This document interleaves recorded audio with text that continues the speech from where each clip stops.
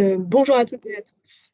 Bienvenue, dans ce nouveau webinaire du programme achat circulaire et solidaire. Je suis Eva Secarelli, chargée de mission achat circulaire et solidaire pour la métropole du Grand Paris. Le programme achat est porté par la métropole, et co-animé, par, l'AES, l'Agence des économies solidaires, filiale commerciale de l'association Les Canaux, et par, l'Institut national de l'économie circulaire. Aujourd'hui, nous allons traiter, la thématique, d'achat du déménagement, en un seul volet cette fois-ci, puisque, pour ceux qui ont l'habitude de suivre le programme achat, nous avions l'habitude de faire un premier webinaire sur les enjeux, circulaires et solidaires et puis un second webinaire sur les retours d'expérience. Aujourd'hui, on est ensemble pour 1h30, où on fera, tout dans cette session. Je passe tout de suite la parole à Hugo Konzelman, qui va co-animer avec moi ce webinaire. Merci beaucoup pour votre présence. Merci Eva. Bonjour à toutes et à tous. Hugo Conzelman, je suis responsable des affaires publiques et juridiques à l'Institut national de l'économie circulaire et en effet, je vous présenterai la première partie de ce webinaire qui est en effet un webinaire un petit peu spécial puisque en effet, on va traiter de beaucoup de choses en 1h30. Alors 1h30, c'est un petit peu long, donc on va essayer de faire ça de manière didactique, plus interactif possible. Je vais tout de suite vous présenter le déroulé de la séance. N'hésitez pas en tout cas à me signaler si vous m'entendez mal ou si vous ne voyez pas bien mon écran. Le déroulé de la séance, donc on va essayer de condenser en 45 minutes, hein, ce qu'on fait habituellement en 1 heure sur la première partie du traitement de cette thématique, qui est finalement l'enjeu méthodologique avec à la fois le décryptage de tout cet environnement et les conseils pratiques que je peux vous donner autour de l'organisation d'un déménagement d'une structure professionnelle, bien que quelques conseils peuvent aussi vous servir dans votre vie personnelle. Mais globalement, ça nécessite quand même une réflexion beaucoup plus élaborée, beaucoup plus aboutie. Dans un deuxième temps, je vous présenterai les clauses, les outils, les guides, les ressources qui vont pouvoir vous servir au cas où vous voudriez vous lancer dans cette aventure-là. Et puis, je vous présenterai aussi la grille méthodologique qu'on ne présente plus, mais je vous la rappellerai en quelques mots pour que vous ayez une méthode bien élaborée et bien établie sur ce sujet-là qui est vaste, le déménagement. Et puis on aura ensuite, dans un deuxième temps, un retour d'expérience de Toulouse Métropole sur cette question et une présentation de portraits d'acteurs ESS qui pourront venir vous aider sur cette thématique-là.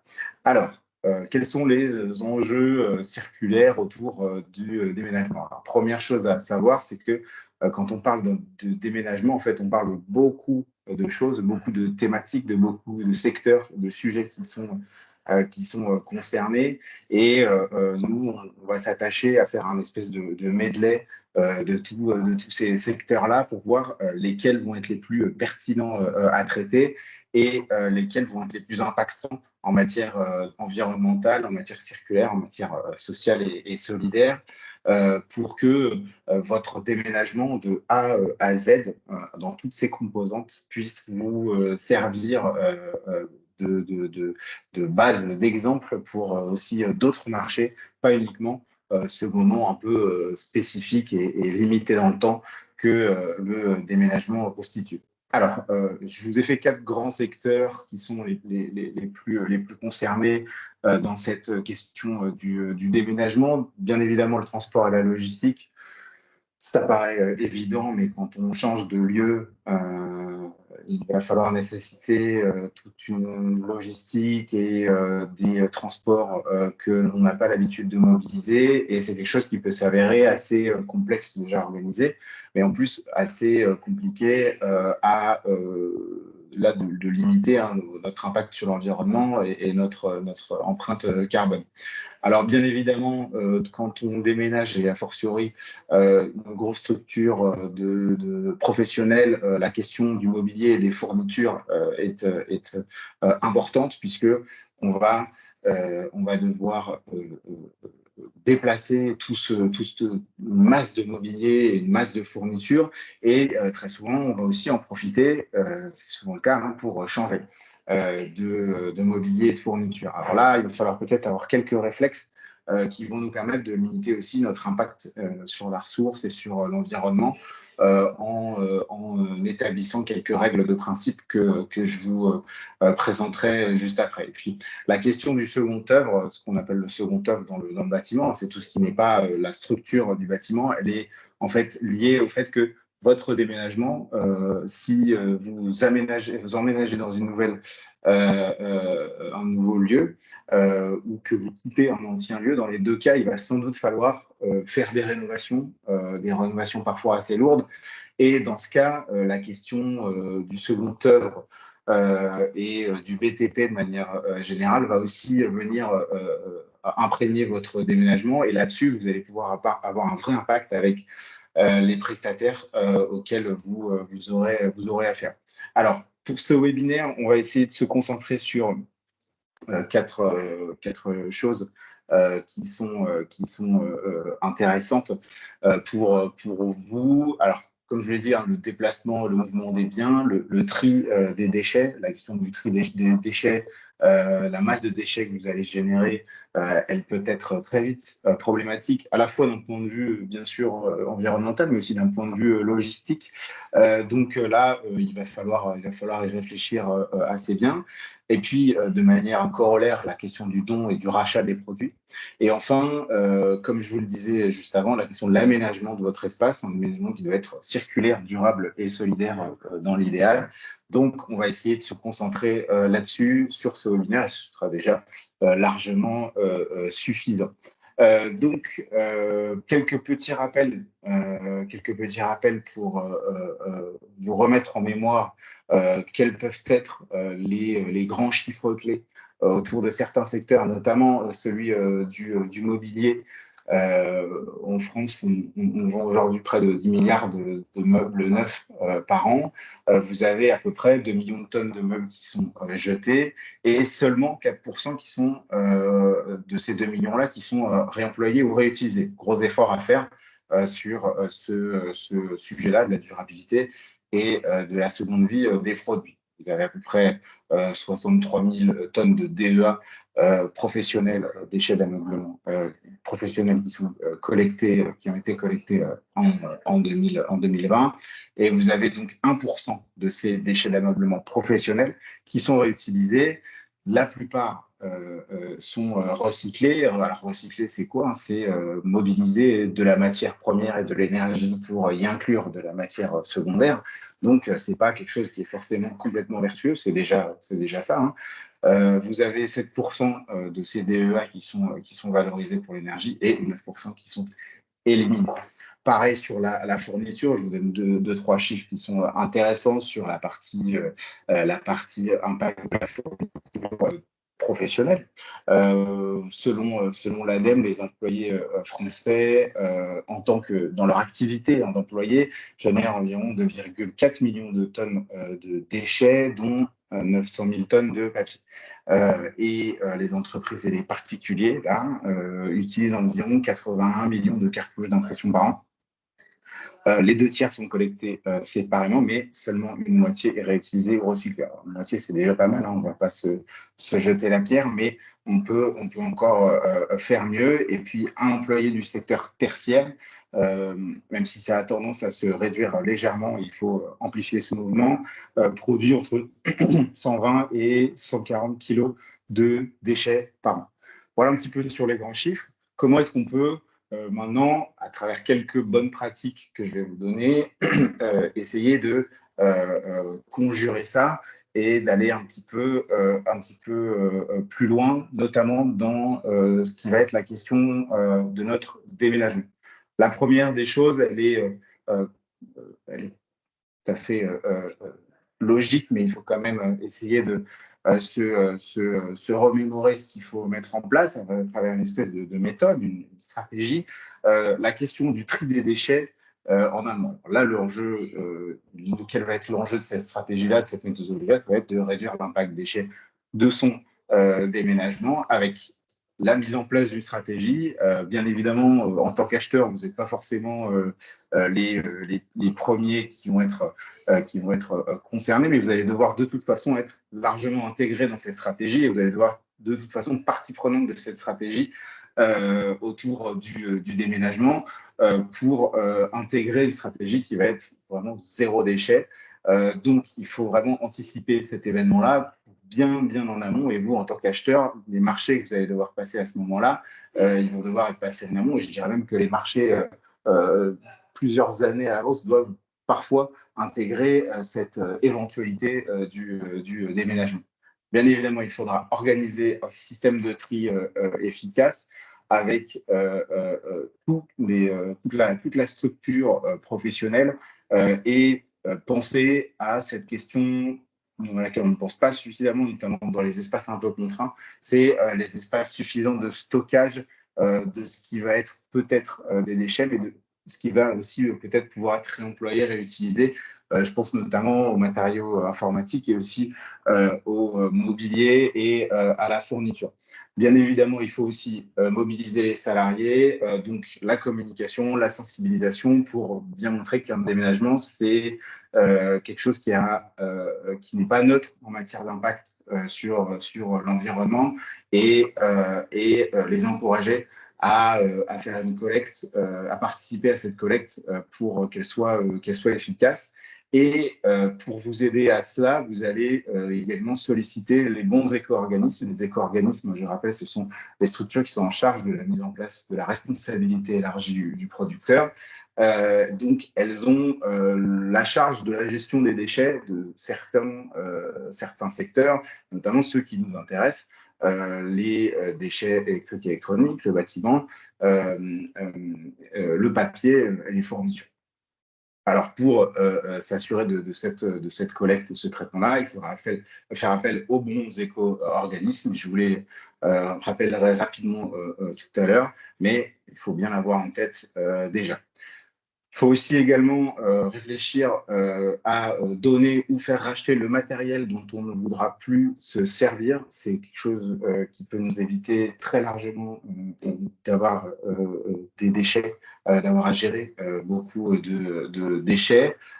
La première des choses à faire, c'est de récupérer tout ce qu'on peut récupérer pour le futur espace de travail.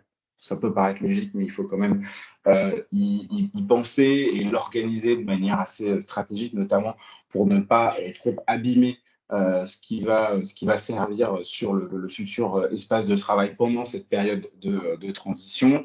Et bien évidemment, le mouvement des biens ne doit pas être un prétexte pour renouveler ce qui marche déjà, ce qui arrive souvent, et c'est pas illogique aussi, hein, le besoin de nouveautés.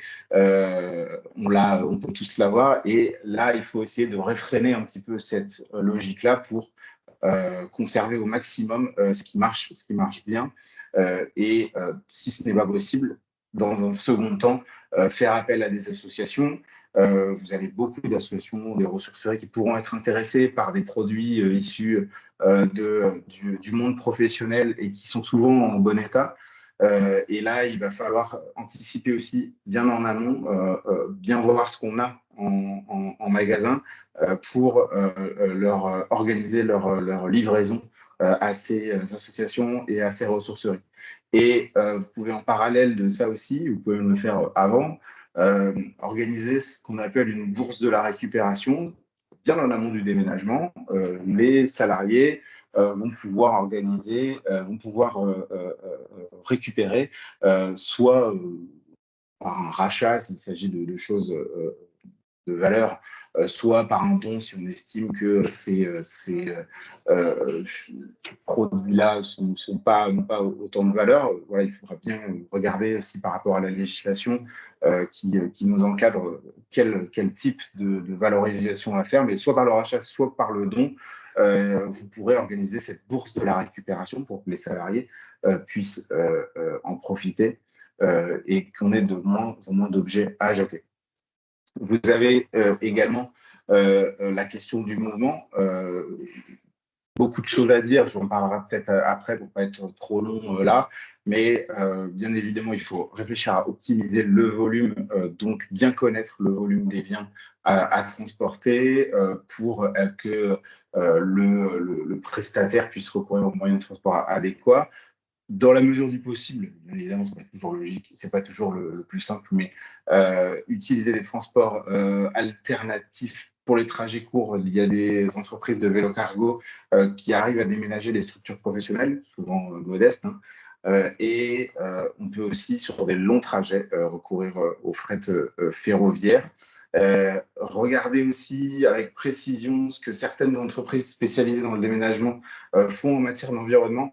Certaines sont plus vertueuses que d'autres, notamment en regardant un petit peu, je me suis rendu compte sur la nature des carburants qu'elles utilisent, sur le type de véhicule, elles peuvent être plus vertueuses, certaines, que d'autres. Et puis, pour optimiser le plus possible, pourquoi pas aussi organiser un co-déménagement avec certaines autres structures, si l'occasion se présente. Ce n'est pas forcément toujours possible. Enfin, quand on va arriver dans son nouvel espace de travail, on va aussi réfléchir à plein de choses pour faire en sorte que cet espace de travail soit beaucoup plus vertueux peut-être que celui dans lequel on était avant. Sur la question de l'énergie avec euh, l'impact énergétique de nos nouvel espace de travail. Là, il y a une question à faire peut-être à réfléchir sur le contrat avec le fournisseur énergétique.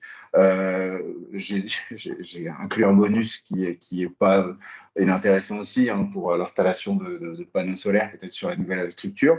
La question de la rénovation, je vous en ai parlé un peu avant, je vous en reparlerai après, mais la rénovation elle devrait être la plus circulaire possible. C'est là où on va avoir un vrai impact hein, sur la ressource en matière de tonnage. Et donc, on va essayer de faire en sorte d'utiliser les matériaux réemployés, réutilisés, et notamment sur le second œuvre. On va réfléchir aussi de manière plus globale et plus stratégique au niveau de la structure sur l'application des principes de ce que nous on appelle l'écologie industrielle et territoriale, qui consiste à mutualiser les flux de matières qui vont être identifiées entre différentes entreprises d'un même espace, ce qui va permettre à certains acteurs économiques de faire des économies en matière d'environnement, mais aussi en matière financière, sur le transport, sur l'énergie, sur la captation des déchets. On va réfléchir à l'achat de matériel de manière globale.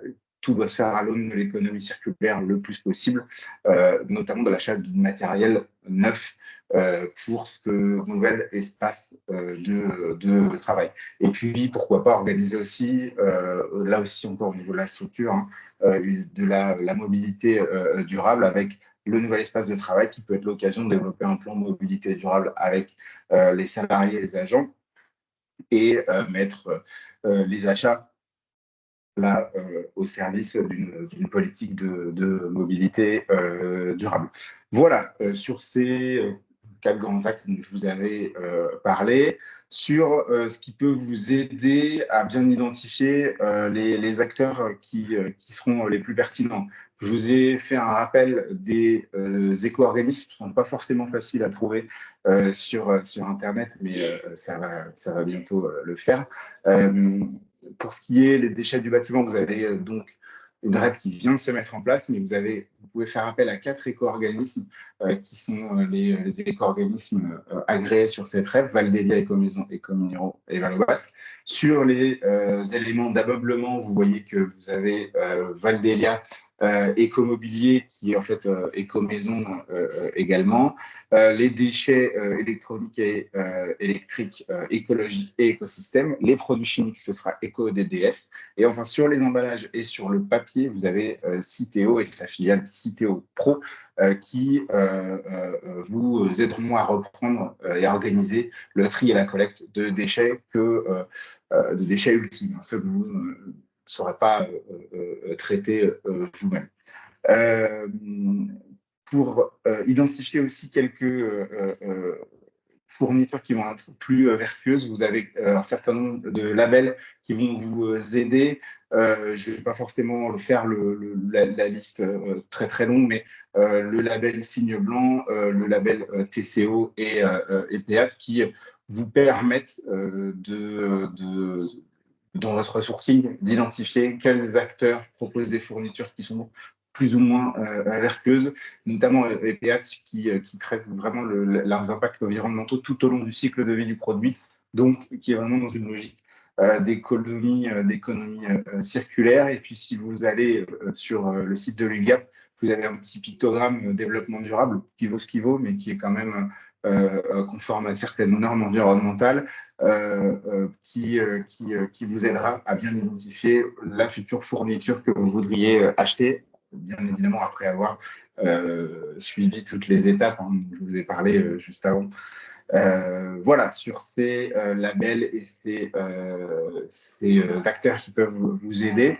Quelques clauses rapidement que vous pouvez retrouver sur la clause verte qui est développée par le CD2E, la clause verte.fr. Je vous incite vraiment à aller sur ce site parce que nous, on n'a pas forcément beaucoup de temps à vous consacrer pour vous expliquer ces clauses-là sur ce webinaire-là. Bien évidemment, on peut vous aider de manière plus individuelle, mais sur la clause verte, vous allez pouvoir tout de suite taper la clause qui va, le secteur qui va vous intéresser, le type de marché qui va vous intéresser. Vous allez pouvoir trouver des clauses qui vont, dont vous pourrez vous inspirer pour votre marché. On a mis donc quelques-unes qui sont liées un peu à toutes ces questions d'aménagement, sur la question de la gestion des déchets des équipements électriques et électroniques. Très rapidement, c'est une clause du ministère de la Transition écologique qui prévoit avec le prestataire le paiement d'une éco-contribution pour que ce prestataire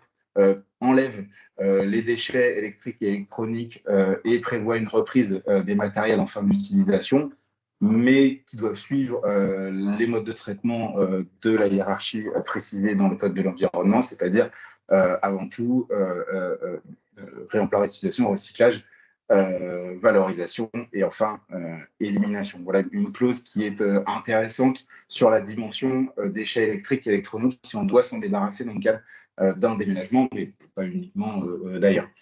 Sur le réemploi et la réutilisation des fauteuils de bureau qui peuvent aussi également concerner d'autres fournitures, mais vous avez une clause réemploi-réutilisation qui est intéressante sur la dimension désignation, où en fait on va essayer d'être assez large sur la désignation de ces assises professionnelles, tout en indiquant qu'on souhaite privilégier des assises qui sont issues du réemploi et de la réutilisation. Et on voit que sur la gamme qu'on demande, on demande quelque chose qui n'est pas forcément très précis, qui permet aussi aux prestataires de s'adapter, puisque les fauteuils issus du réemploi et de la réutilisation ne vont pas nécessairement être tous les mêmes. Et c'est là-dessus que nous, on doit aussi faire un effort en tant que consommateur. On peut aussi travailler sur la question de l'économie de la fonctionnalité, repenser le besoin en tant que fonction et non en tant que produit. Et donc voilà, je vous ai dit, essayer d'éviter la référence d'un produit spécifique, ce qui nous permettra d'avoir des fournitures qui seront potentiellement issues du réemploi et de la réutilisation. Et puis on sera en conforme avec les objectifs issus de la loi AGEC et de l'article 58. Mais vous avez pu voir tout ça dans le dernier webinaire. Là, c'est sur la dimension BTP, gestion des déchets du BTP. Un petit exemple sur la question du bois, mais vous pouvez aussi retrouver beaucoup sur la clause verte, des clauses en lien avec le BTP. Là, c'est sur les modalités de dépose, d'enlèvement et de revalorisation du bois. L'entreprise, on précise la méthodologie avec laquelle l'entreprise devra procéder pour ces différents types de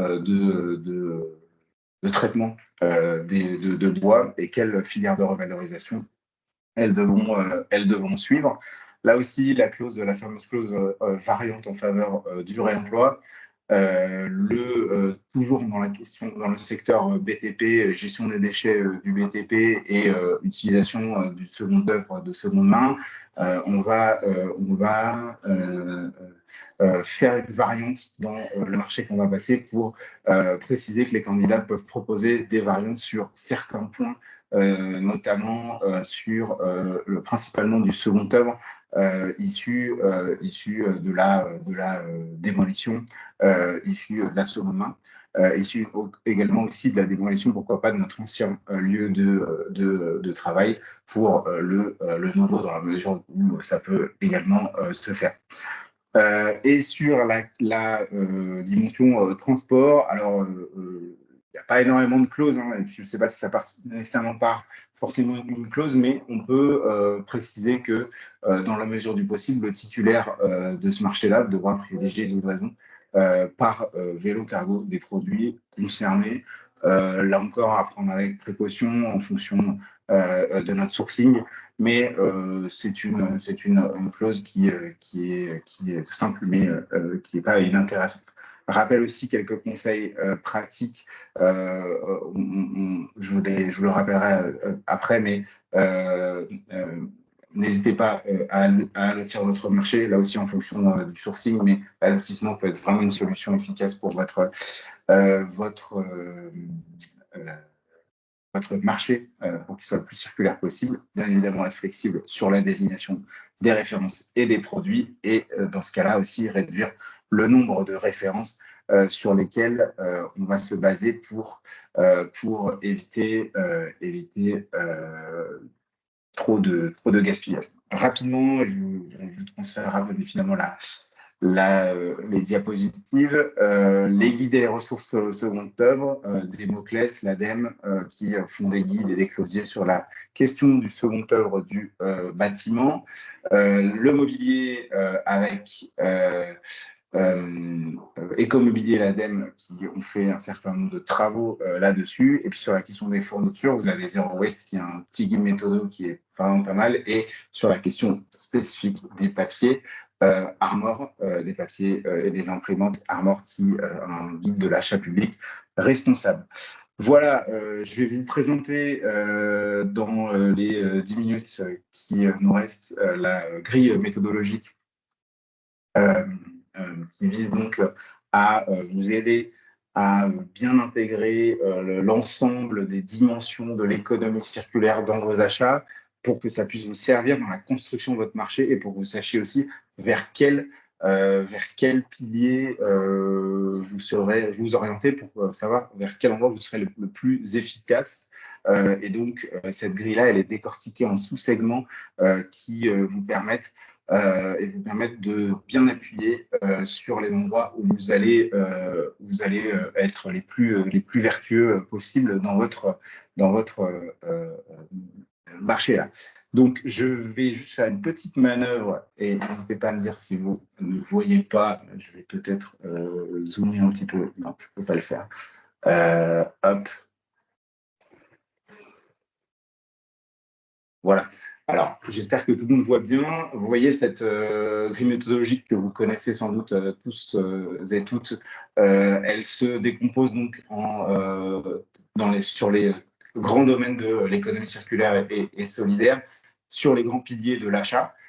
Et elle répond aux sous-thématiques associées. Et donc, elle vous permet, vous, en tant qu'acheteur, de bien réfléchir à chaque aspect de votre achat et voir à quel endroit vous allez pouvoir appuyer. Vous avez vu que je vous ai mis en rouge, en fait, les endroits sur lesquels ça va être le plus intéressant sur la thématique déménagement de travailler.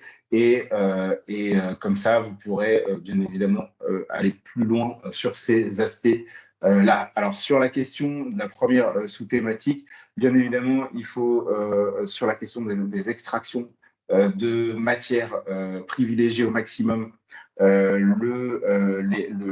les fournitures qui présentent des garanties environnementales sur ces questions spécifiques de l'extraction des matières premières. Donc là-dessus, vous allez vous appuyer sur les normes ISO, les labels et les certifications, notamment celles dont je vous ai parlé. En ce qui concerne les matériaux et les fournitures issues de matières recyclables, dans la mesure du possible, mais ce n'est pas forcément le plus prioritaire. vous allez privilégier les produits et les fournitures issues du recyclable, des fournitures recyclables et recyclées. Mais ce qui va avoir le plus d'impact quand même, et je le répète, dans votre approvisionnement, ça va être les matériaux et les fournitures issues du réemploi et de la réutilisation, parce que c'est celles qui ont le moins d'impact sur l'environnement. Donc, vous allez systématiser le rachat de produits réemployés et réutilisés pour l'aménagement du nouvel espace, y compris et en priorité sur le mobilier et le second œuvre. Vous allez, si votre nouvel espace nécessite une rénovation plus poussée, solliciter les prestataires pour que ce matériel-là de seconde œuvre, notamment les toilettes, moquettes, les éléments de décoration, etc., puissent être le plus souvent issus de la seconde main. Là-dessus, ça va être quelque chose que vous allez pouvoir développer et sur lequel il faudra appuyer. Et là, je vous assure que votre déménagement aura un vrai impact. Sur la question des matériaux biocirculés, c'est la même chose que les matériaux recyclables et recyclés. On peut privilégier ça, mais ce n'est pas forcément la priorité la plus absolue. C'est si vraiment on n'a pas pu recourir à des matériaux issus du réemploi et de la réutilisation. Bien évidemment, sur la réversibilité des usages, on va essayer de demander aux prestataires une analyse assez fine des potentiels de réutilisation et de réemploi des matériaux d'un espace à l'autre, donc de notre ancien espace au nouvel espace.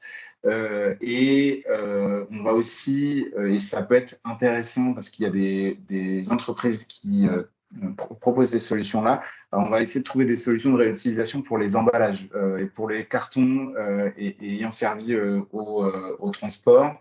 Il y a un certain nombre d'entreprises qui vous proposent des grandes boîtes dans lesquelles vous pouvez mettre beaucoup de choses et ces boîtes-là, elles sont réutilisées.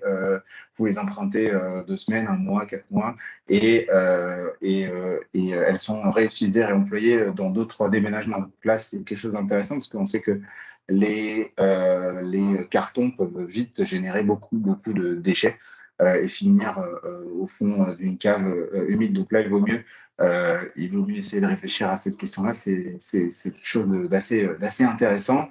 Bon, sur la réparabilité, je passe assez vite parce que c'est pas forcément le plus pertinent. Sur le processus de production, là, c'est un peu la même logique que sur l'extraction des matières premières.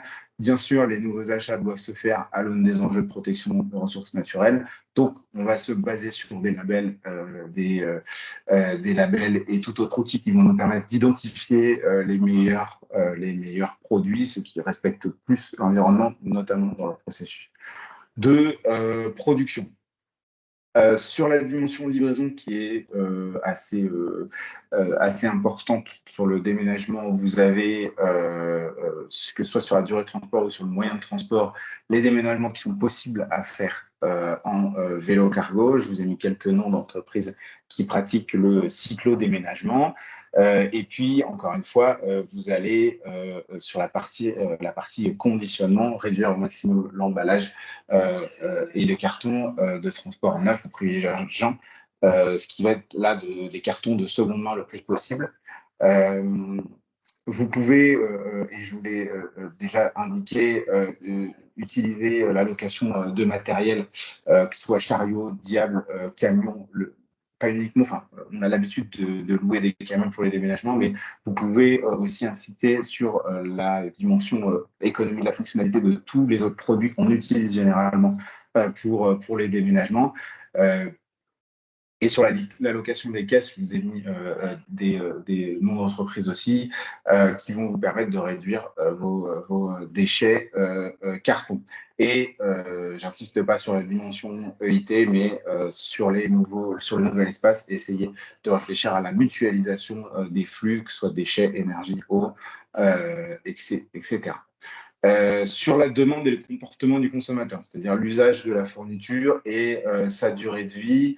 Je vous l'ai dit, on réfléchit à la consommation énergétique globale du nouvel espace de travail.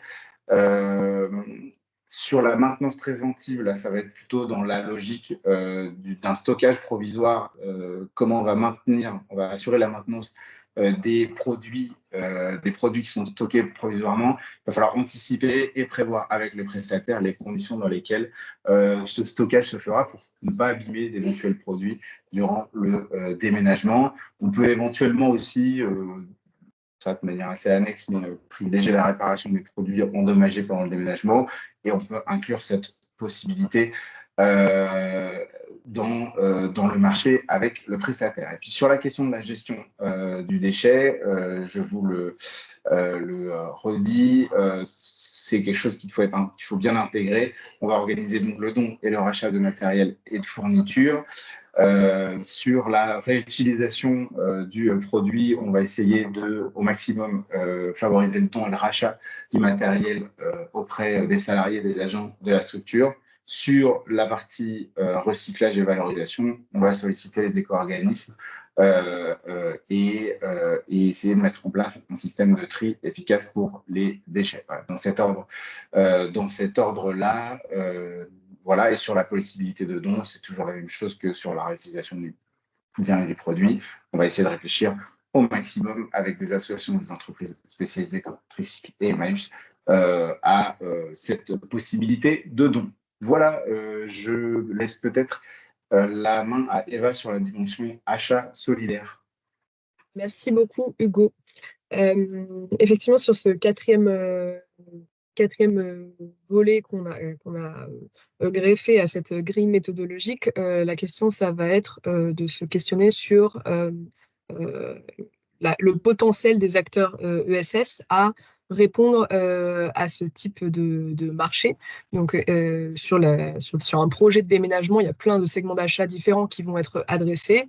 Et au global, on peut dire quand même que c'est un secteur qui est assez porteur pour les acteurs de l'ESS.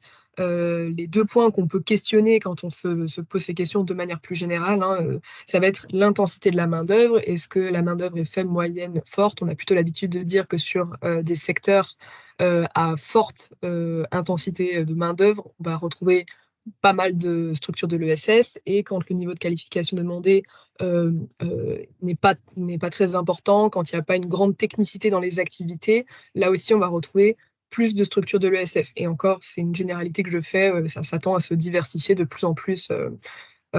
Toujours est-il que sur le déménagement, on a une offre des acteurs de l'ESS qui est assez historique, notamment sur les structures de l'insertion par l'activité économique. On va retrouver les EI, donc les entreprises d'insertion, notamment sur tous les sujets de collecte, de tri et de valorisation des déchets. Pour le coup, ça, c'est vraiment une activité qui est très développée par les entreprises d'insertion, mais également sur de la récupération de certains matériaux de bâtiments comme les lavabos, les éviers, les portes et les menuiseries. Tout ceci, c'est des choses que les entreprises d'insertion, on a mentionné Tricycle tout à l'heure, c'est une entreprise d'insertion. Ils sont très familiers sur ces sujets-là. Eux, ils sont plutôt sur les aspects vraiment mobiliers. Donc, on va retrouver de la revente de produits, d'aménagement de bureaux et de mobilier du côté des entreprises d'insertion. Sur le sujet du déménagement en tant que tel, on va retrouver des associations intermédiaires et des ETTI, donc les entreprises de travail temporaire par l'insertion. C'est l'équivalent de l'intérim d'insertion, qui vont très souvent mettre à disposition du personnel pour de l'aide au déménagement. Le point d'attention qu'il faut avoir en tête, c'est que souvent, ce sont des structures qui n'ont pas forcément de flotte de véhicules. Ou alors, ça va être une activité à part. La logistique en tant que telle, voilà, on a mentionné Carton Plein parmi les cyclologisticiens qui peuvent réaliser des prestations de petits déménagements. Mais au global, c'est plutôt souvent des petites structures qui ne sont pas forcément dotées de grosses flottes de véhicules. Donc, c'est des structures qu'on va pouvoir aller solliciter, ou en tout cas que les titulaires vont pouvoir aller solliciter plutôt peut-être en sous-traitance, ou alors si les candidats anticipent bien leurs réponses, si le sourcing est bien fait comme il faut, on va pouvoir envisager peut-être des groupements avec ce type de structure. Sur l'offre associative que je n'ai pas mentionnée, mais parce que Hugo en a déjà pas mal parlé, on va bien sûr retrouver des structures associatives pour tous les aspects de dons de matériel et de mobilier. Sur le handicap, je fais un petit point quand même parce qu'on peut avoir un petit a priori par rapport à la thématique déménagement. Le handicap, c'est pas forcément des handicaps physiques et sachez que les ESAT et les EA, donc les entreprises adaptées, vont pouvoir proposer des prestations de déménagement également.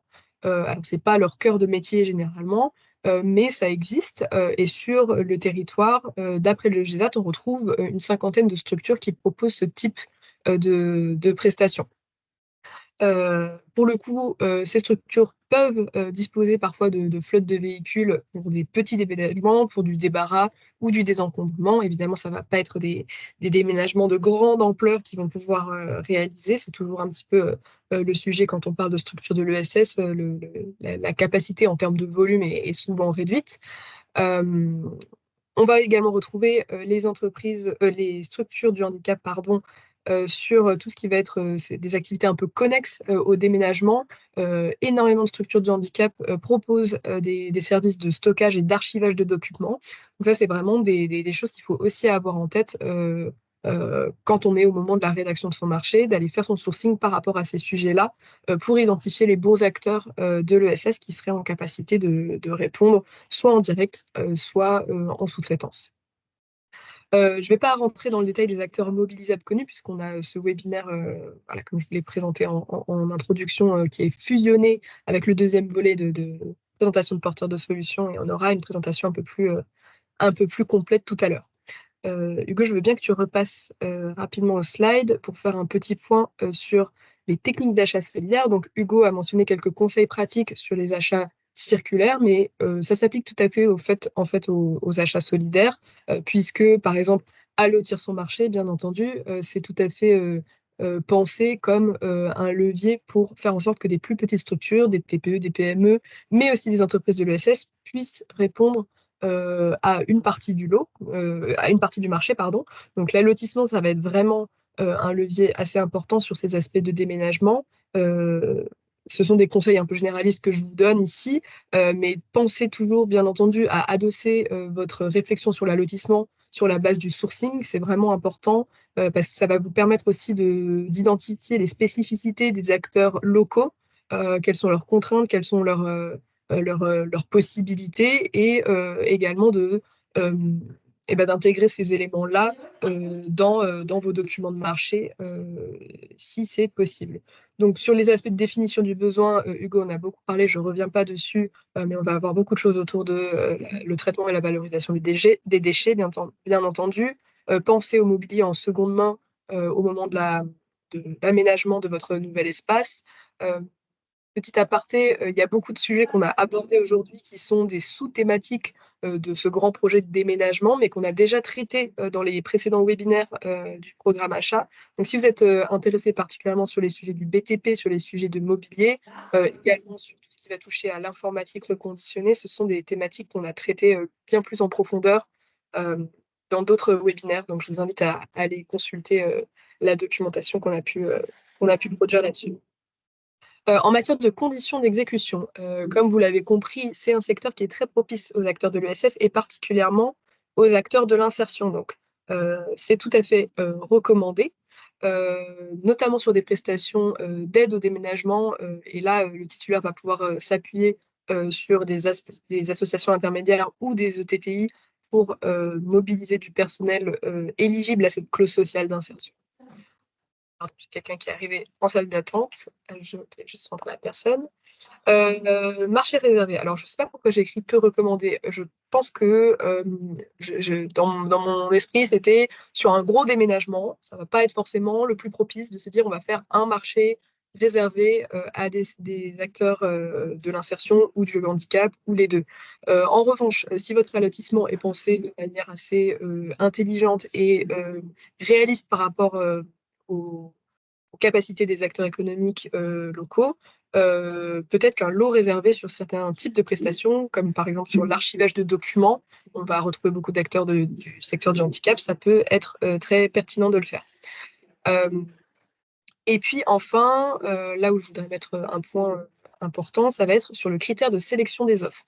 Dès lors que vous mettez une clause sociale d'insertion dans votre marché et que vous savez que concrètement, des acteurs, des structures d'insertion vont pouvoir se démarquer là-dessus, mettre un critère de sélection des offres qui va valoriser la démarche d'insertion. Ça va vraiment être un levier important pour faire en sorte que des acteurs les acteurs de l'ESS puissent vraiment marquer des points supplémentaires sur ces aspects-là.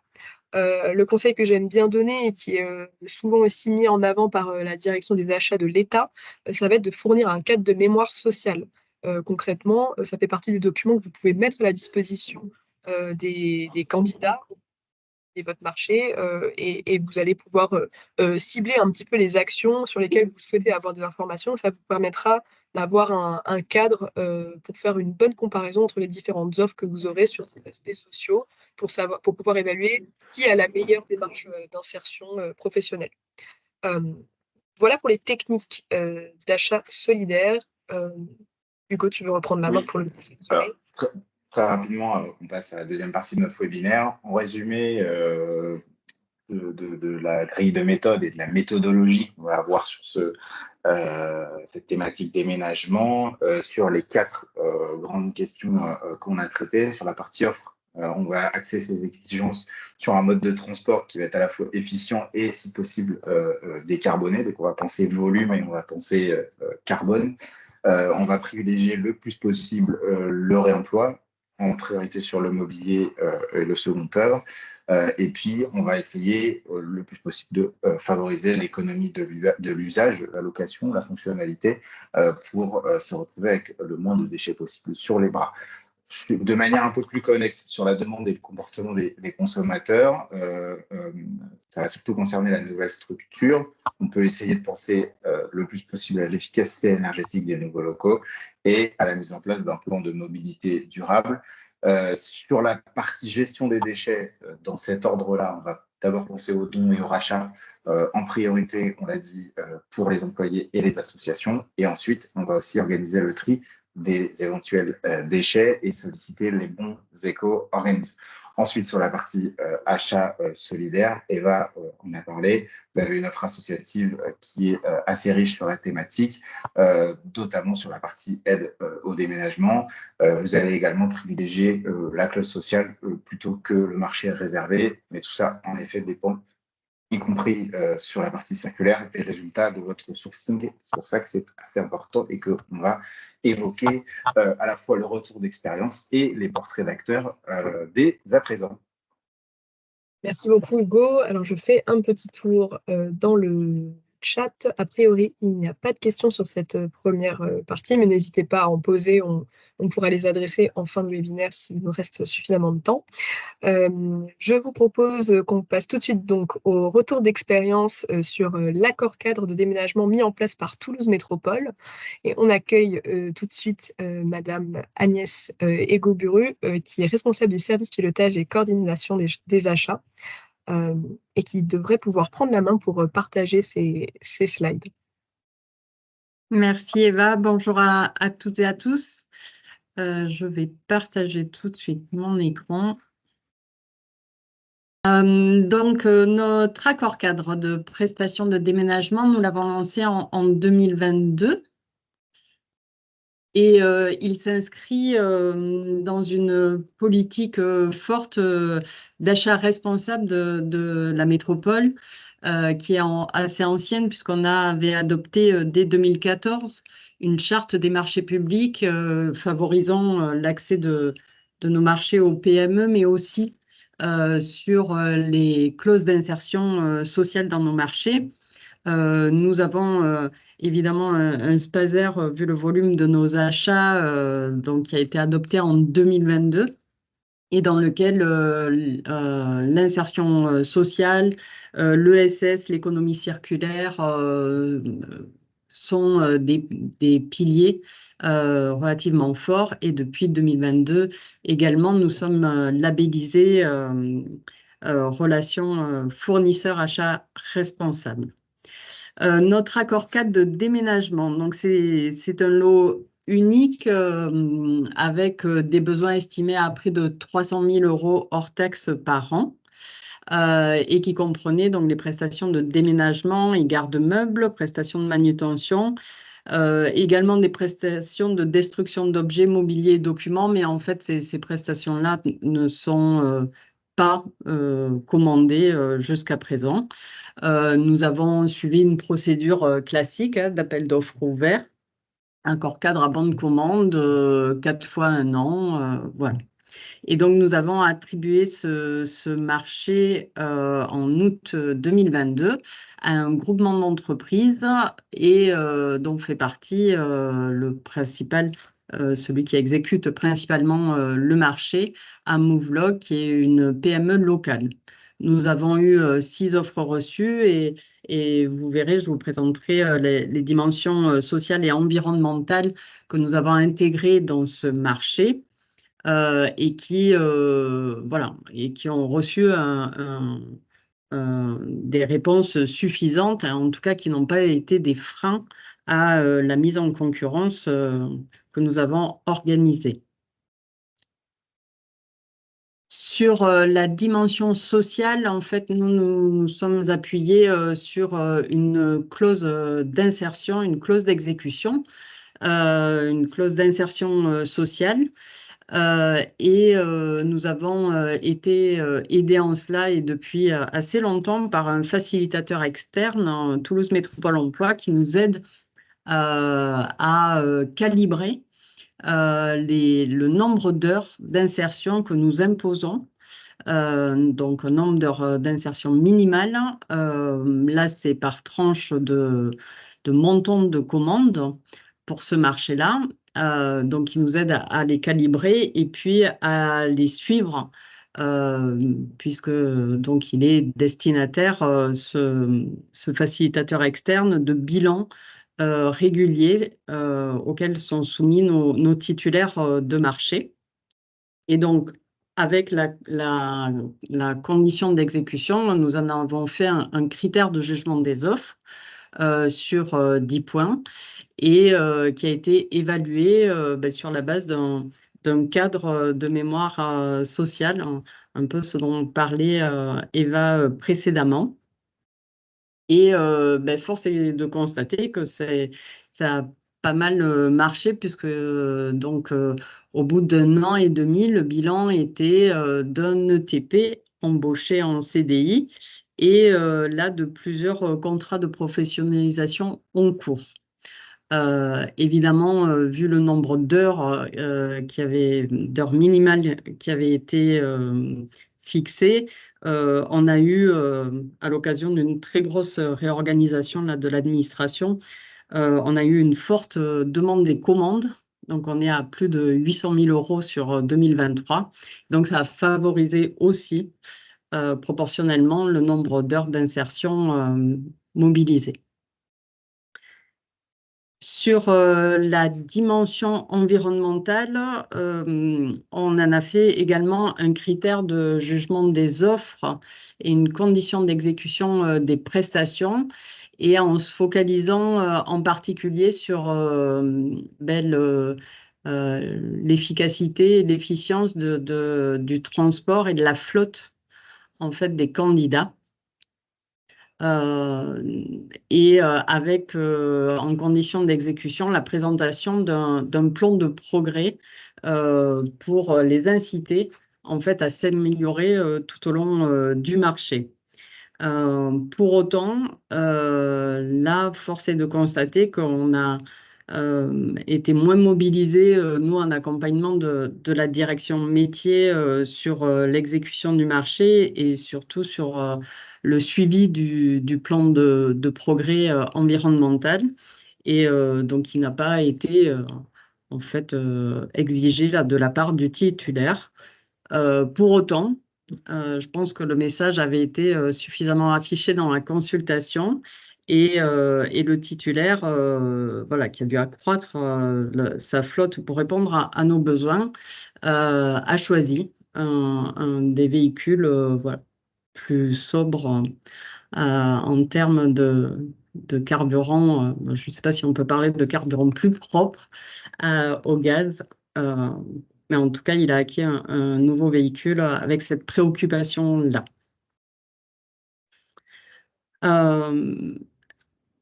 ce que j'en retire de cette expérience, c'est que, donc évidemment, il faut que la direction de métier soit embarquée, puisque donc 20% en fait, des critères de jugement des offres étaient dévolus à la dimension sociale et environnementale.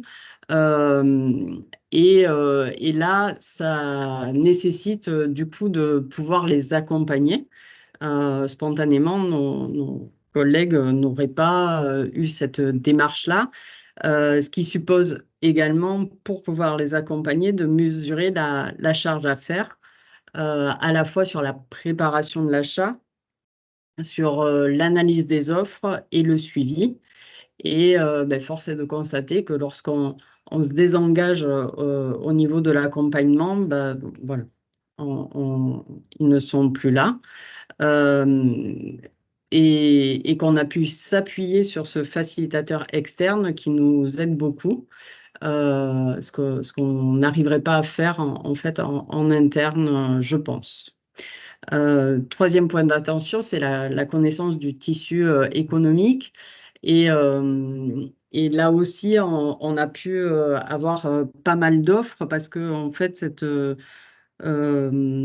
clause d'insertion sociale en particulier, elle est travaillée depuis suffisamment longtemps avec les entreprises locales du secteur qui s'appuie également sur le GEC Transport dont on bénéficie à Toulouse.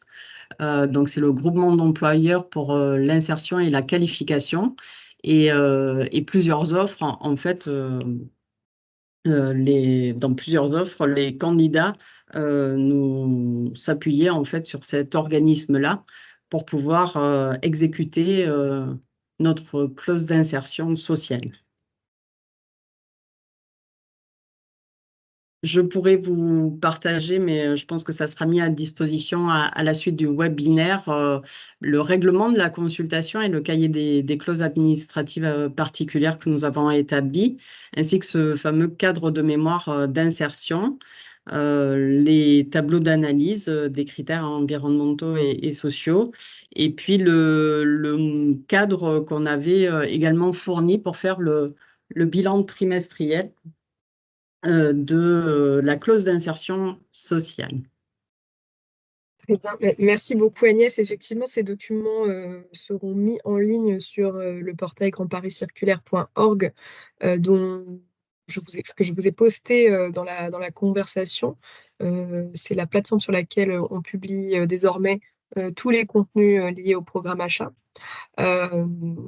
Alors, je ne vois pas de questions dans le chat, mais n'hésitez pas à- à les adresser à l'écrit et puis je ferai le relais pour Agnès. Moi, je me posais la question sur ce sujet du plan de progrès. C'est pas forcément une pratique qu'on a souvent vue, en tout cas dans le cadre du programme achat, dans les retours d'expérience qu'on a mis en avant. On avait plutôt des clauses environnementales, les clauses environnementales qui étaient euh, voilà, très contraignantes directement dès les premiers mois. Quelle était la réflexion par rapport au plan de progrès? Est-ce que vous avez fait un sourcing et vous vous êtes dit c'est plus prudent d'avoir quelque chose de progressif plutôt que de très contraignant dès le départ ou voilà. Alors, je pense que c'était une tentative sur ce nouveau domaine de mettre un plan de progrès environnemental. Donc une initiative nouvelle et qui n'était pas, comment dire, qui n'était pas très directif. D'accord. Donc on n'avait pas fixé d'axes au préalable sur lesquels devait absolument travailler le titulaire. On n'avait pas demandé de propositions dans l'offre. Et c'est pourquoi, dès lors qu'on n'est pas revenu vers lui, et la direction métier non plus. Voilà, on n'a pas eu forcément de résultats. Je pense que c'était vraiment un procédé plutôt incitatif et qu'on aurait co-construit ensemble. En tout cas, sur d'autres marchés dans lesquels on peut avoir un plan progrès avec une dimension environnementale, c'est dans cet esprit-là qu'on l'établit. D'accord. C'est-à-dire que sur les actions, on voit ce qu'ils peuvent proposer, jusqu'où ils peuvent aller sous quel délai et évidemment à quel coût, parce que c'est toujours une problématique dans les achats. Mais quelquefois, on a plutôt des bonnes surprises. C'est-à-dire que nos titulaires, ils sont assez preneurs de proposer des choses voilà, et de s'inscrire dans cette démarche-là. Très bien. Bien plus Alors, que si on avait imposé en fait des clauses, a priori. très bien. On a une question complémentaire dans le chat. Ce plan de progrès a été construit en amont de l'appel d'offres? J'imagine que oui. Oui, mais vous verrez la clause dans le CCAP, elle était tellement générale et générique. Bon, c'était pas très engageant. Donc, c'est le conseil que vous donneriez d'être peut-être plus spécifique et Voilà. ok. Très bien, très clair. Mais en tout cas, il faudrait le vérifier dans le cadre du sourcing, pour le coup, au préalable, pour fixer des axes atteignables et pour lesquels il y a un intérêt réel par rapport à l'objet du marché, à la maturité des entreprises. Oui, tout à fait. Le sourcing, c'est vraiment le point essentiel qu'on rabâche un peu à longueur de journée dans le cadre du programme achat, mais c'est vrai que c'est vraiment important quand on aborde en fait des sujets un peu nouveaux. Ça permet aussi je pense, de donner confiance potentiellement aux directions métiers qui sont pas forcément habitués voilà, à procéder différemment. Ça peut permettre aussi voilà, de convaincre. Ça me permet de faire le lien avec l'autre question que j'avais par rapport à ça, sur le point d'embarquer la prescription. Concrètement, comment ça s'est matérialisé? Est-ce que vous avez eu des réunions de travail avec les directions métiers? Qu'est-ce qui a fait que ça a été facilité en tout cas de faire ce marché avec quand même 20 points sur les aspects sociaux et environnementaux? Et c'est ça, c'est des échanges au préalable, et y compris avec le facilitateur externe, D'accord. pour expliquer le contenu, l'intérêt, les enjeux, et qu'ils puissent se sentir et qu'ils s'approprient en fait les sujets. Et surtout, parce que c'est toujours le grand débat avec les directions métiers, hein, c'est surtout la garantie qu'on les accompagne pour l'analyse des offres notamment. Voilà, et que ça ne leur prenne pas plus de temps, ou qu'ils se retrouvent en difficulté sur des sujets qu'ils ne maîtrisent pas forcément. Donc là, l'accompagnement jusqu'au bout, il est important pour les rassurer. Et est-ce que vous diriez que le SPASER et le fait d'avoir déjà un document, une feuille de route un peu cadre, ça va également faciliter ce- l'exécution de ce marché, en tout cas la mise en place d'un marché assez vertueux? Euh, les agents sont peut-être déjà sensibilisés aussi au fait que vous avez une politique ambitieuse sur ces aspects-là? C'est ça, et puis ça systématise en tout cas lorsqu'on travaille avec eux, quel que soit le sujet, hein, d'ailleurs, ça systématise le questionnement. Après, c'est possible ou pas, on a le temps ou pas, on a les ressources ou pas, la connaissance ou pas du tissu économique. Mais en tout cas, et notamment sur tous les acteurs côté commande publique. En tout cas, ça systématise l'interrogation. Et en plus, nous, au service pilotage et coordination des achats, on a la chance d'avoir une acheteuse dédiée à achats responsables et également une chef de projet commande publique économie circulaire. Donc, ils sont vraiment des ressources dédiées en appui justement des directions métiers ou des collègues qui passent les marchés. Voilà, pour faciliter la connaissance du tissu économique, donc l'organisation du sourcing ou la rédaction de certaines clauses. Très bien. C'est très clair, merci beaucoup. Effectivement, le sujet des ressources humaines, je pense que c'est un point qui est souvent central sur ces sujets-là. Euh, c'est ce qu'on a constaté dans l'accompagnement qu'on peut réaliser. C'est souvent aussi par manque de temps sur les aspects de sourcing, sur les aspects de réflexion, sur le besoin, etc., que ça peut être des points bloquants. Donc, je le mentionne ici, mais pour les communes et les territoires de la métropole du Grand Paris, n'hésitez pas à vous tourner vers moi directement. On peut vous appuyer sur ces sujets-là, sur de la pré-rédaction de clauses, sur du sourcing avec l'Agence des économies solidaires. Et ça me permet de faire une belle transition pour passer à la présentation de porteurs de solutions. Et je laisse la main à Dominique Salgado pour cette partie-là.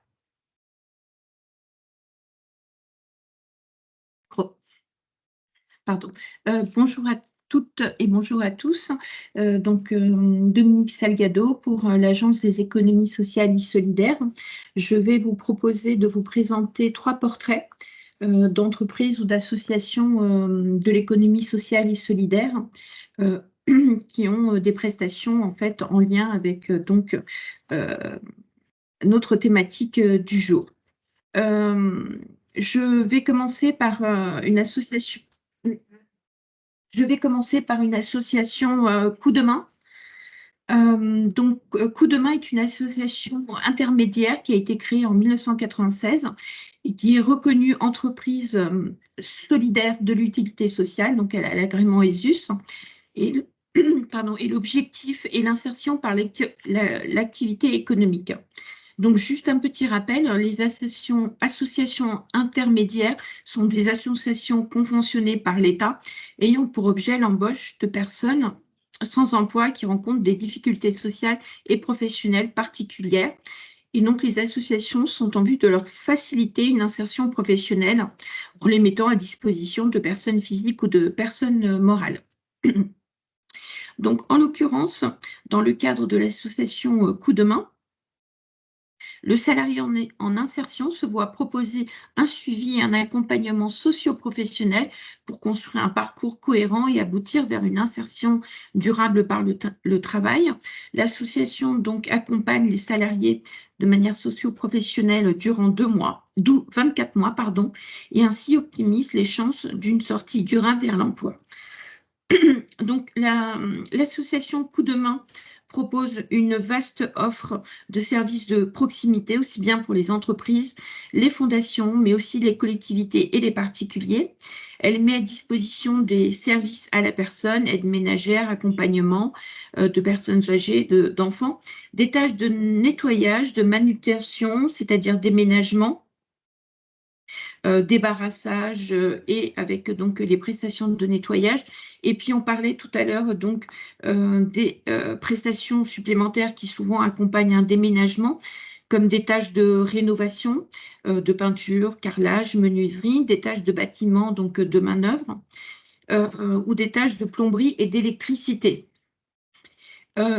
L'association propose également des tâches de restauration collective, donc aide cuisinier, de service, dans le cadre des clauses sociales dans les marchés publics. Elle propose également des tâches de gardiennage et de surveillance ou des tâches de secrétariat. Donc, on voulait mettre en avant donc, cette association car elle permet vraiment d'accompagner les demandeurs d'emploi parisiens qui sont en difficulté ainsi que des travailleurs handicapés. Elle prend vraiment en considération chaque potentiel humain et lui trouver une place sur l'échiquier du monde du travail.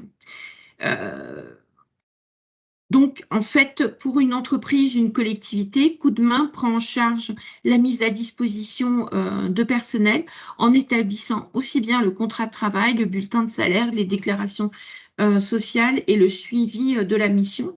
L'association Coup de main donc, qui a choisi de privilégier l'insertion par l'activité économique, la solidarité et la responsabilité sociale, met en avant les valeurs qui sont les leurs, qui sont la lutte évidemment contre le chômage par l'emploi et l'insertion, la lutte contre la discrimination, la lutte pour promouvoir une économie sociale et solidaire.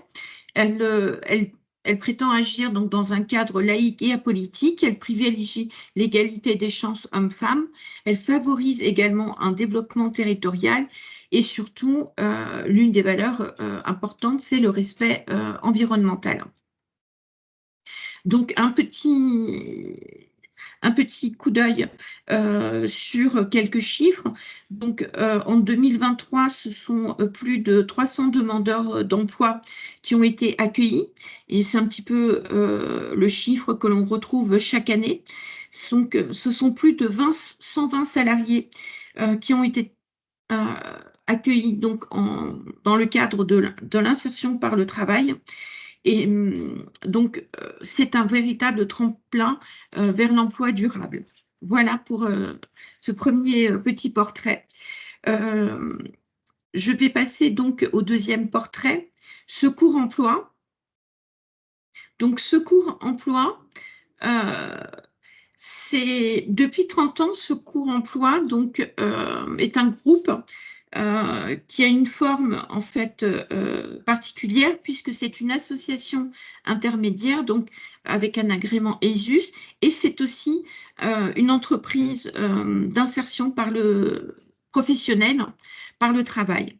Donc, depuis plus de 30 ans, le groupe Secours Emploi accompagne aussi bien les demandeurs d'emploi dans l'insertion professionnelle en leur proposition et des missions de travail et un accompagnement socio-professionnel. Donc, Secours Emploi, qui est un acteur de l'économie sociale et solidaire, comme je vous l'ai expliqué, se décompose aussi bien d'une association que d'une entreprise de travail temporaire d'insertion qui sont agréées par le ministère du Travail. Secours Emploi, c'est chaque année plus de 530 clients professionnels et particuliers. Et ce sont chaque année plus de 300 personnes qui sont conduites vers l'emploi. Les prestations que propose Secours Emploi dans le cadre de la mise à disposition de personnel pour les collectivités et les entreprises privées, ce sont des ouvriers du bâtiment, des agents éducatifs, des agents d'accueil et administratifs, des manutentionnaires. Donc là, on est bien dans la thématique de notre webinaire sur le déménagement. Donc des manutentionnaires avec chauffeur, des agents d'espace vert et des agents de restauration, ainsi que de l'aide à domicile. Donc, chaque salarié recruté s'inscrit donc dans un parcours de 2 ans avec comme finalité, évidemment, la sortie vers l'emploi durable. Donc, ce salarié va bénéficier d'un référent emploi qui l'accompagne dans ses missions de travail auprès des clients et d'un référent socio-professionnel qui l'accompagne dans ses démarches sociales, accès aux droits, logement, et ainsi que son projet professionnel, atelier, formation, recherche d'emploi. Donc, Secours Emploi a de belles références. Donc, il travaille avec plusieurs acteurs publics, comme la mairie de Paris, ICF Habitat, Enedis, et aussi des acteurs privés. Donc, on peut citer Elior, on peut citer Eurovia, la Fondation Caritas, Bouygues Construction. Donc, je vais passer à présent au troisième portrait donc de notre webinaire. Je parle de Found by Fast Road. Donc, Found by Fast Road est plutôt en fait une entreprise adaptée, donc qui a été créée en 2010. C'est la première entreprise adaptée de transport en France. Donc, parmi les diverses prestations qu'elle propose et qui aujourd'hui nous concernent plus précisément, c'est le transport de marchandises et la délégation de personnel de logistique. Donc, Soon a été créé pour porter haut et fort les ambitions de l'économie sociale et solidaire. C'est la possibilité et le message que veut passer l'entreprise, c'est vraiment d'allier qualité de service irréprochable, rentabilité et impact positif sur la société. Donc, de démontrer qu'on peut avoir une qualité de service importante, une rentabilité et en même temps avoir un impact positif sur la société. Donc, c'est une entreprise de transport qui favorise l'insertion professionnelle des personnes éloignées de l'emploi et en situation de handicap. Donc, Soon, c'est en fait une galaxie de structures qui sont portées par une même vision de l'économie sociale et solidaire, qui ont une diversité d'activités qui sont assez riches et qui ont développé une offre de services de transport complète et sur mesure et surtout socialement et écologiquement responsable. Donc, en 2010, ils ont créé, donc, comme je vous disais, la première entreprise de transport qui est adaptée en France. Donc, une entreprise de transport qui propose des services de VTC, de coursier, de livraison du dernier kilomètre, de transport PMR en Île-de-France, à Toulouse, Lyon, Nice, Alsace. Il participe formellement à l'insertion professionnelle des personnes en situation de handicap en leur proposant vraiment un parcours de professionnalisation et d'accompagnement. Les valeurs principales en fait de Fast Road Insertion, c'est vraiment l'inclusion par l'emploi et la promotion de la diversité. Elle permet vraiment aux personnes éloignées de l'emploi et handicap de se réinscrire dans une dynamique professionnelle. L'une des plus-values du groupe, c'est vraiment d'intégrer dans leurs équipes de livreurs des personnes au chômage de longue durée, des bénéficiaires des minima sociaux, des seniors, et de leur proposer donc un accompagnement social et professionnel. Ils ont créé également une activité donc, qui est interdépendante des activités de transport, puisqu'ils se sont associés à l'enseigne Speedy à Orly et à Vigneux pour récupérer en fait d'un garage pour l'entretien des véhicules dont dispose la société. Donc, ces garages permettent également de développer une nouvelle offre de formation et de nouvelles perspectives d'évolution professionnelle aux chauffeurs donc, du groupe, et notamment vers le métier de mécanicien. Par ailleurs, donc, Soon a également développé une activité Cliff par Randstad, qui est le premier réseau d'intérim entièrement dédié aux personnes en situation de handicap.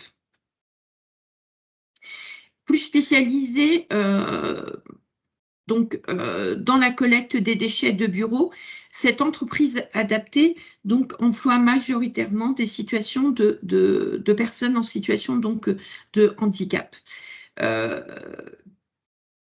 Les engagements de Soon sont prioritairement donc de s'engager vis-à-vis des clients, d'avoir une offre avec le meilleur prix de service, d'assurer la sécurité. Tous les chauffeurs sont formés à l'éco-conduite pour des trajets en toute sérénité. Par ailleurs, ils garantissent une qualité de service irréprochable. Et surtout, ils sont engagés auprès des salariés pour promouvoir donc l'inclusion par l'emploi et la diversité. Donc, tous les chauffeurs sont en situation de handicap ou éloignés de l'emploi. Ils assurent donc les mêmes opportunités salariales et d'évolution professionnelle à tous les collaborateurs et collaboratrices de la société. Sun valorise également la qualité du travail des différents salariés en adoptant les véhicules et les postes de travail aux besoins spécifiques de chacun, à la formation et aux troubles musculo-squelettiques. Donc, l'ensemble des collaborateurs sont également sensibilisés au handicap pour contribuer à l'acceptation et à la valorisation de tous.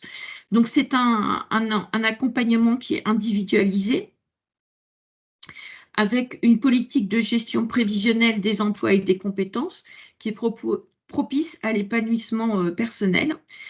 Donc, la société développe des programmes de professionnalisation et des modules propres de formation adaptés à chaque salarié en fonction de ses besoins et de ses intérêts personnels.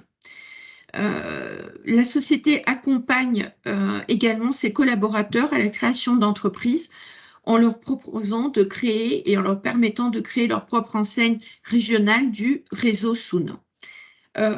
Soon a également un engagement très fort pour préserver l'environnement, puisque chaque année, ce sont plus de 20% de la flotte automobile donc, qui est acquise dans des véhicules plus propres, ainsi que pour l'offre des services de coursiers qui proposent déjà des solutions de transport 100% vert, vélo, vélo cargo, vélo électrique ou scooter électrique, et donc qui privilégient également les fournisseurs qui répondent à la norme ISO 4001.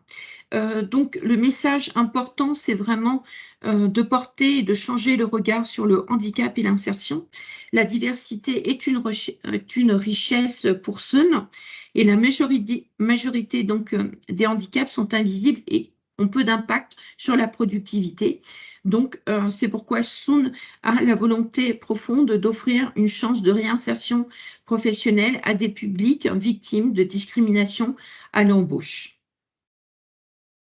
Donc, Sun a parmi ses références de grandes entreprises que l'on peut citer comme SNCF, la RATP ou Air France.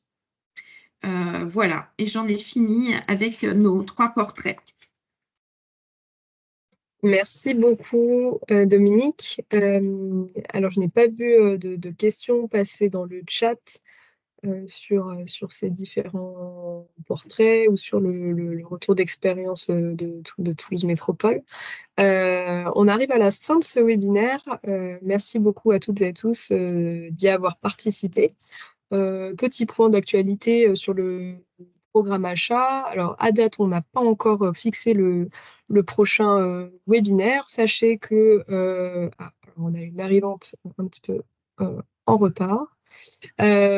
Sachez que les prochains webinaires porteront plutôt sur des retours d'expérience au sein du territoire de la métropole du Grand Paris, notamment basés sur les trophées de l'économie circulaire et solidaire 2023, sur les lauréats de l'année dernière.